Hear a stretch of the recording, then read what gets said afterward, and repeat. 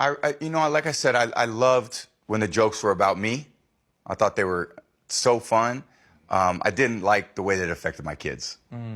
So it's the hardest part about like the bittersweet aspect of when you do something that you think is one way and then all of a sudden you realize I wouldn't do that again because of the way that it affected actually the people that. Yeah, that matter. That makes a lot of sense. I watched the Tom Brady roast. It was hysterical in a lot of ways, but very, very aggressive humor. And this is the danger of aggressive humor, is that you have not only the target that is receiving that humor, but the audience that is watching that target as well. And this is a danger that you can have when using humor in the workplace. You might have a really good rapport with a group of people, so you constantly kind of banter back and forth. You're like Nikki Glazer going to town on Tom for whatever reason. It's just hysterical. But then you have an external audience that is watching that. And in the case of Tom, you have his kids hearing all of these jokes about his mom or about who he is as a father. And the same thing happens in the workplace. You have all of these people now saying, wait, wow, why is this person being so mean to this other person? Or even in the case of dark humor, if you are working in a high stress environment, a nurse or doctors or police officers, emergency first responders, there's something called gallows humor, dark humor that helps you to create catharsis, where you are laughing because it is so intense. That's a really great way to build relationships with those people in that like-minded scenario, but not so good for the outside observer where they now think that you're callous or cold or incredibly mean. So I think aggressive humor can be really good for building relationships. You just need to make sure that outside observers aren't falling victim to that type of humor as well. That said, the roast was hysterical. If you're not Tom Brady's kids, you should go watch it.